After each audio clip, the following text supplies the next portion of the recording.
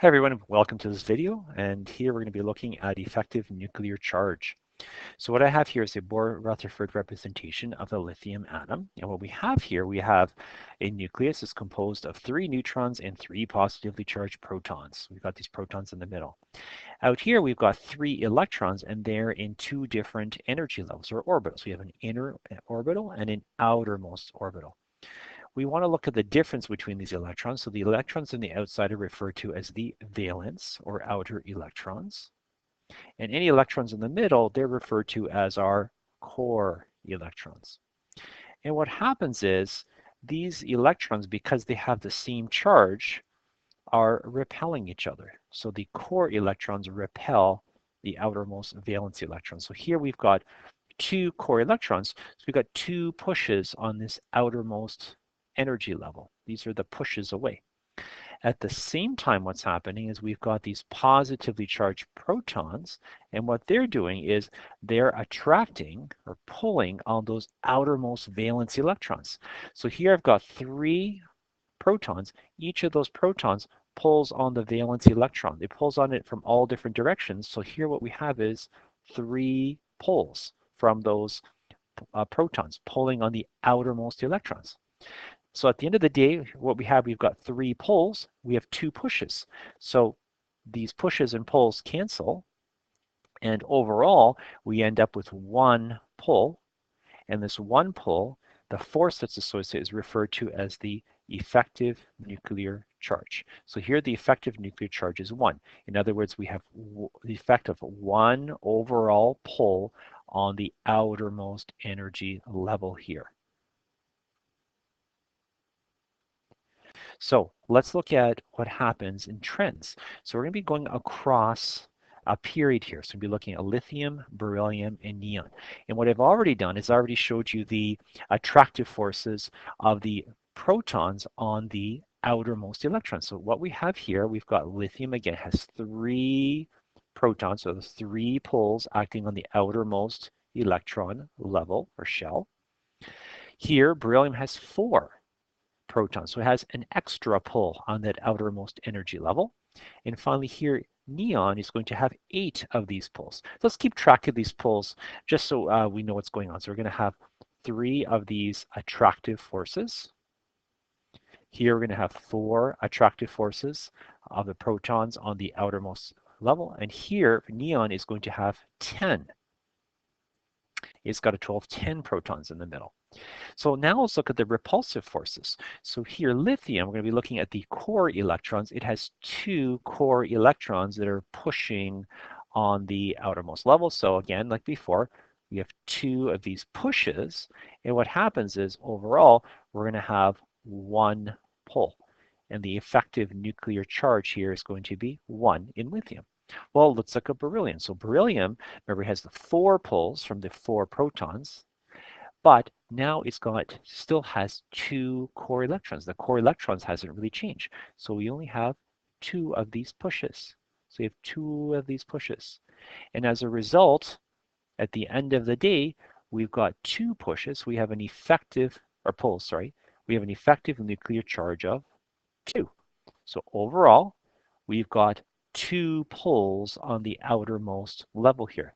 So they have more pulling towards the center. Now neon, remember, it has 10 attractive poles towards the center. Because it still only has these 2 core electrons, we only have 2 pushes.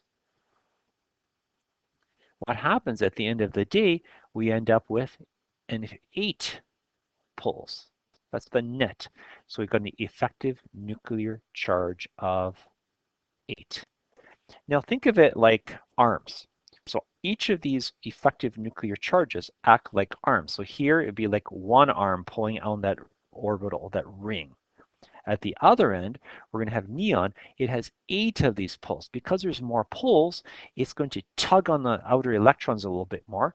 And what happens is the size of the nucleus actually gets smaller. So neon is much, much, much smaller than lithium because of this effective nuclear charge. So the trend here is as we're going across, there's more effective nuclear charge acting on the outermost valence electrons. So really make sure you know the difference between the outermost electrons and the core electrons. Remember, the core electrons push, the outer electrons feel the attraction of the nucleus, and the overall between the two is going to be the effective nuclear charge. Well, now let's look at what happens when we're looking at the same number of outer electrons. So both neon and argon have 8 outer electrons, but they both have a different number of protons. So neon here is going to have 10 protons. So it's 10 of these poles on the outermost ring. Remember, the pole only acts on the outermost ring. So you're going to have 10 of these attractive forces. Now here, remember, we have 2 inner electrons. These are repelling the outer ones. So we've got 2 pushes. So overall, like before, the pole is 8. In other words, the effective nuclear charge is going to be 8. Well, let's look at argon now.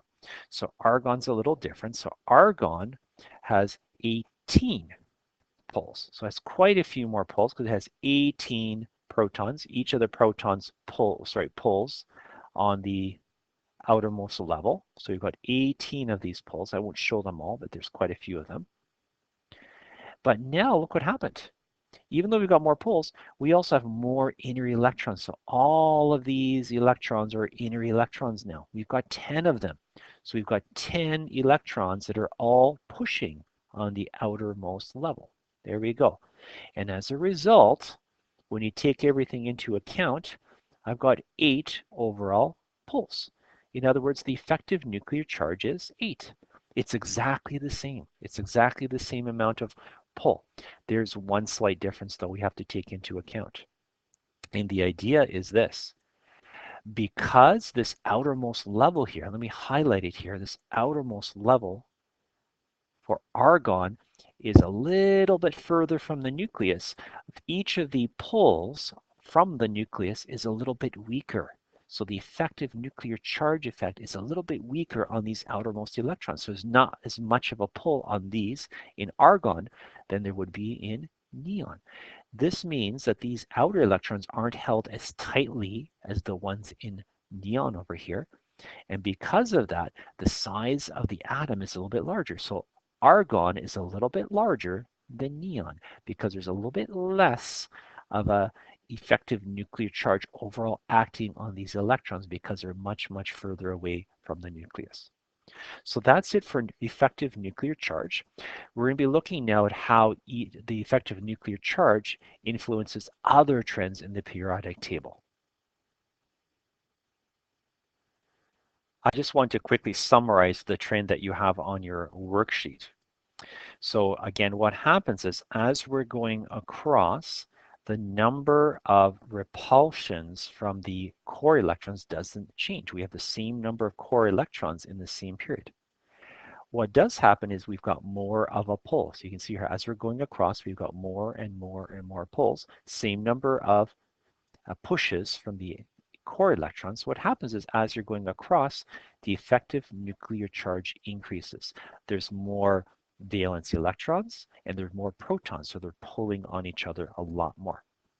Now, the other thing is, as you have more energy levels in the same group, the effective nuclear charge number is the same, but because the outer electrons are further away, the interaction is much, much weaker because the valence electrons are further from the nucleus.